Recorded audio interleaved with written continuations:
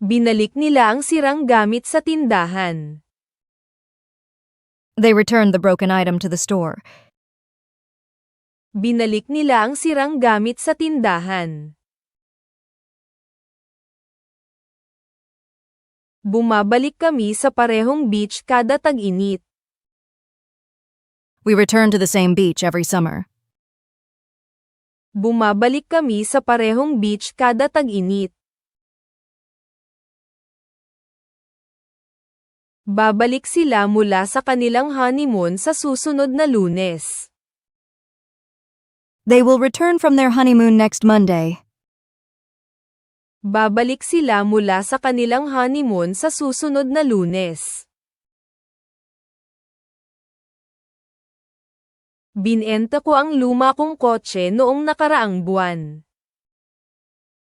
I sold my old car last month. Binenta ko ang luma kong kotse noong nakaraang buwan. Nagbebenta kami ng sariwang ani sa farmer's market. We sell fresh produce at the farmer's market. Nagbebenta kami ng sariwang ani sa farmer's market. Ibebenta ko po tong concert tickets kung hindi ako makakapunta. I will sell these concert tickets if I can't go. Ibebenta ko po tong concert tickets kung hindi ako makakapunta. Nagmaneho sila buong gabi para makarating doon ng maaga. They drove all night to get there on time. Nagmaneho sila buong gabi para makarating doon ng maaga. Nagmamaneho siya ng delivery truck. He drives a delivery truck. Nagmamaneho siya ng delivery truck. Iuuwi nila ang bagong kotse mamaya. They will drive the new car home tonight. Iuuwi nila ang bagong kotse mamaya. Pinili ko ang asul na kamiseta para sa interview. I chose the blue shirt for the interview. Pinili ko ang asul na kamiseta para sa interview. Pinipili ko ang mga pagkain ko batay sa kung ano ang sariwa. I choose my meals based on what's fresh. Pinipili ko ang mga pagkain ko batay sa kung ano ang sariwa.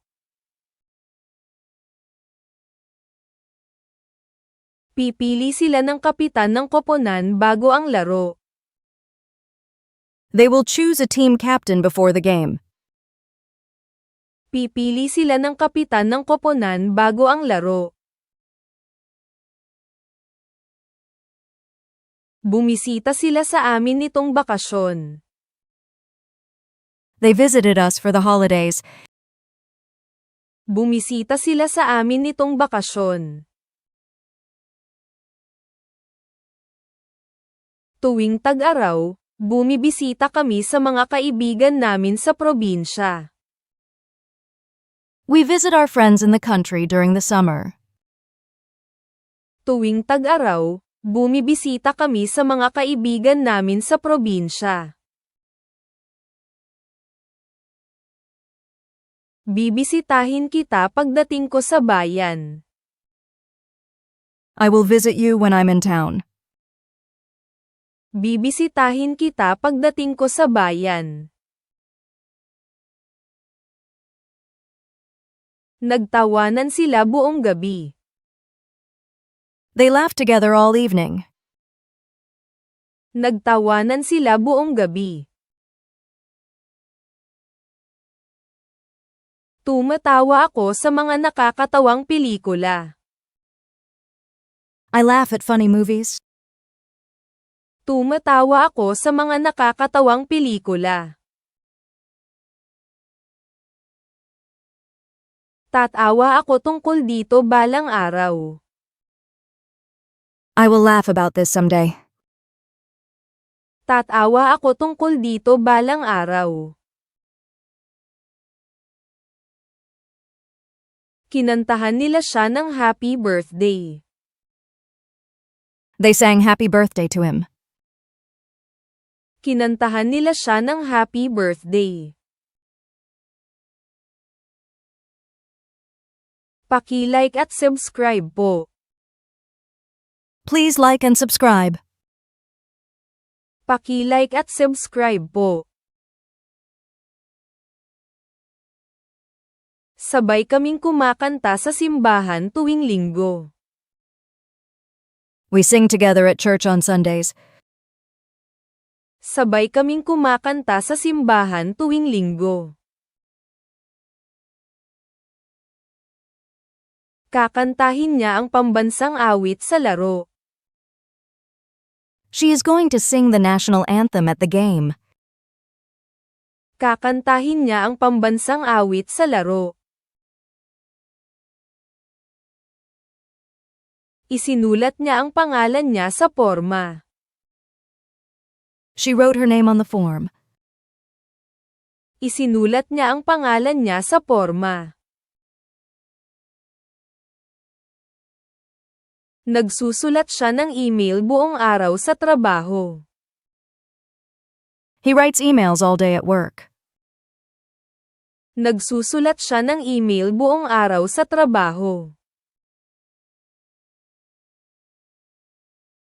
Isusulat nila ang sanaysay ngayong weekend. They will write the essay this weekend. Isusulat nila ang sanaysay ngayong weekend. Tinapos niya ang degree niya noong nakaraang taon. She finished her degree last year. Tinapos niya ang degree niya noong nakaraang taon. Natatapos ako sa trabaho ng alas 5 araw-araw. I finish work at 5 every day. Natatapos ako sa trabaho ng alas 5 araw-araw. Tatapusin nila ang konstruksyon sa Disyembre. They will finish the construction by December. Tatapusin nila ang konstruksyon sa Disyembre. Inimbitahan niya siyang umupo kasama namin. She invited him to sit with us. Inimbitahan niya siyang umupo kasama namin. Nag-iimbita ako ng mga kaibigan para maghapunan sa bahay tuwing weekend. I invite friends over for dinner on weekends. Nag-iimbita ako ng mga kaibigan para maghapunan sa bahay tuwing weekend. Iimbitahan ko siya sa konsyerto. I will invite her to the concert. Iimbitahan ko siya sa konsyerto. Natalo siya sa laro ng 1 puntos. She lost the game by 1 point. Natalo siya sa laro ng 1 puntos. Nawawalan kami ng kuryente tuwing may malakas na bagyo. We lose power during big storms. Nawawalan kami ng kuryente tuwing may malakas na bagyo. Mababawasan ang timbang ko kung kakain ako ng mas malusog. I will lose weight if I eat healthier. Mababawasan ang timbang ko kung kakain ako ng mas malusog. Nagturo ako ng English sa isang language school. I taught English at a language school. Nagturo ako ng English sa isang language school. Nagtuturo ako ng musika sa elementarya. I teach music at the elementary school. Nagtuturo ako ng musika sa elementarya. Tuturuan nila ang mga bagong boluntaryo kung ano ang gagawin. They will teach the new volunteers what to do. Tuturuan nila ang mga bagong boluntaryo kung ano ang gagawin. Binili nila ang bahay nila 5 taon na ang nakakaraan. They bought their house 5 years ago.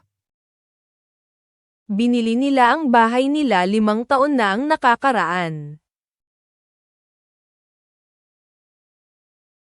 Bumibili siya ng tanghalian sa cafeteria.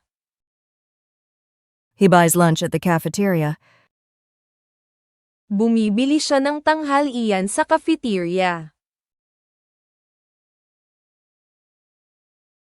Bibili ako ng regalo para sa kaarawan niya. I will buy a gift for her birthday.